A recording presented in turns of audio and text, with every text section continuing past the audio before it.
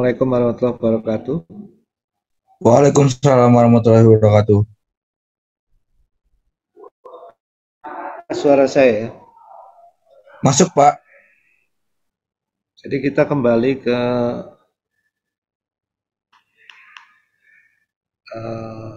problem estimasi. Hari ini kita akan membahas basic dari Kalman filter, yaitu least square estimation ya. Jadi pada dasarnya Kalman filter ini termasuk dalam estimasi yang meminimisasi kuadrat error.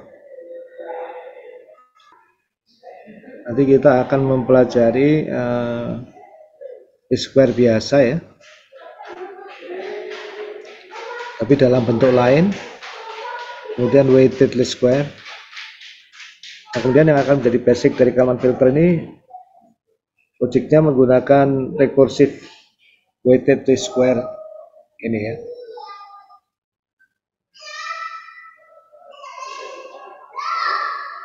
Yang akan kita pelajari itu kalau Anda masuk ke bukunya Pak Robert Stengel, itu ada di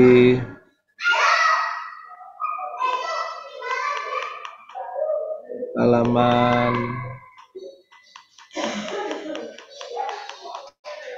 301 ya, mulai 301.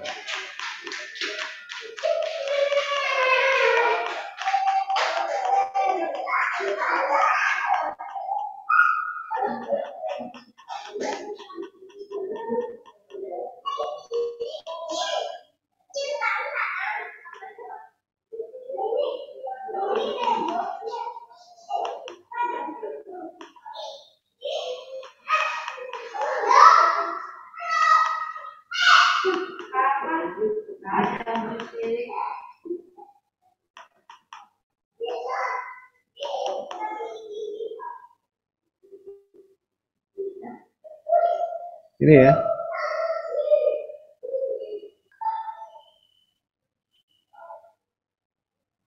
Bab 4.1.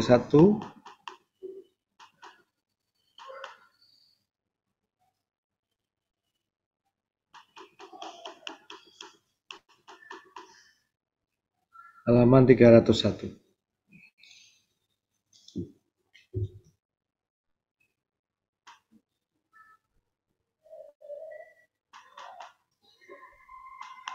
Pada 2 minggu yang lalu kita sudah bahas perfect measurement of constant vector. Jadi kalau kita hendak mengukur atau kita ingin mengetahui informasi suatu beberapa variabel tertentu ya, vektor ya, sekiranya dimisalkan kita bisa mengukur secara sempurna. Jadi misalnya X itu ada n variabel, Y-nya n variabel, ya, tidak ada noise ya, dan H itu punya inverse ya, matriks H itu punya inverse, maka kita bisa melakukan estimasi berdasarkan hasil pengukuran dengan mudah, tinggal menggunakan persamaan ini ya, inverse H kali Y.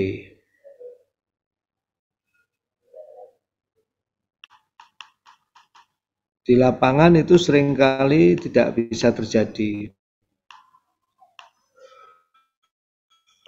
Ini hanya bisa mengukur secara tidak sempurna ya. Apa yang disebut tidak sempurna ya, selalu ada uncertainty, ketidakpastian. Misalnya ini dimodelkan juga ketidakpastian ini dan adanya raw atau noise itu sebagai noisy measurement ya. Nah, karena ada noisy measurement ini, barangkali efek dari kesalahan itu bisa dikurangi kalau measurementnya kita lebihin, redundant ya. Misalnya yang hendak kita ukur satu variabel, tapi kita mengukurnya 10 variabel. Ini untuk jaga-jaga karena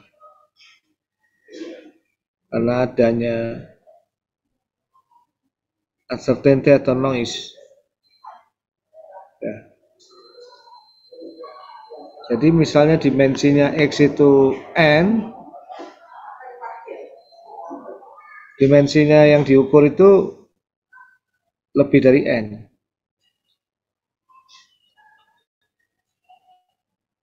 Jadi kalau misalnya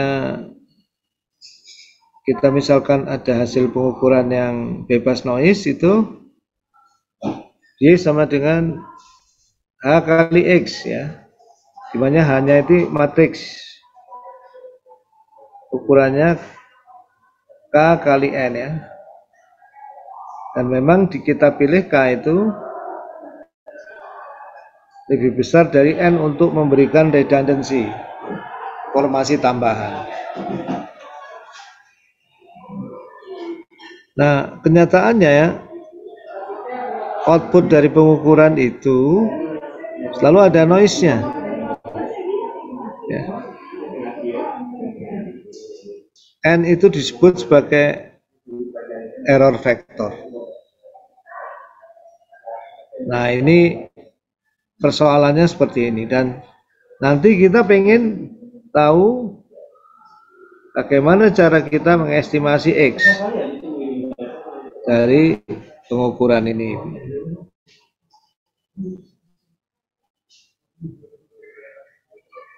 Ada pertanyaan dulu sampai di sini?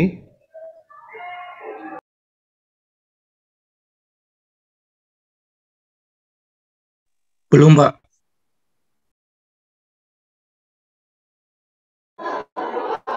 Kalau estimasinya X itu, jadi yang hendak kita estimasi itu faktor X,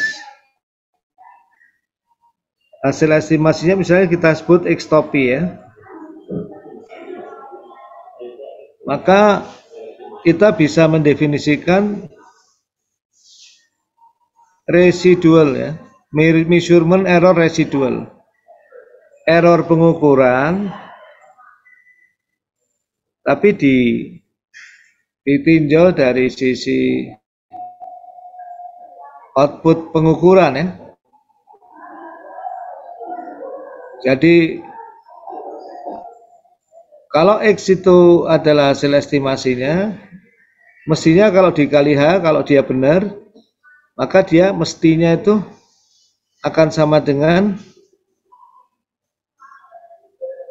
Z, yaitu variabel yang diukur. Tapi selalu akan ada gap, pengukuran tuh, estimasi itu selalu salah. Jadi selalu ada measurement error residual, yaitu selisih antara Z dan HX ini. Ya, jadi Z min A X topi. Ya, ini misalnya kita sebut sebagai Y topi. Y topi didefinisikan sebagai A kali X topi. Nah, maka masalah least square estimation itu adalah bagaimana kita memperoleh persamaan estimasi atau bagaimana kita memperoleh estimasi. Tentu estimasi itu hanya bisa dicek sebagai fungsi dari yang diukur, informasi yang kita peroleh, yang kita punya itu yang diukur ya. Ya.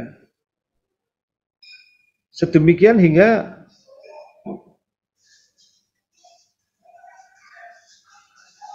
fungsi harga cost function J yang ada dalam kotak kuadratik norm ini minimal, di mana J itu menyatakan sebagai J itu adalah least square error ya, kesalahan kuadrat ya, bukan least square, maaf, kesalahan kuadrat.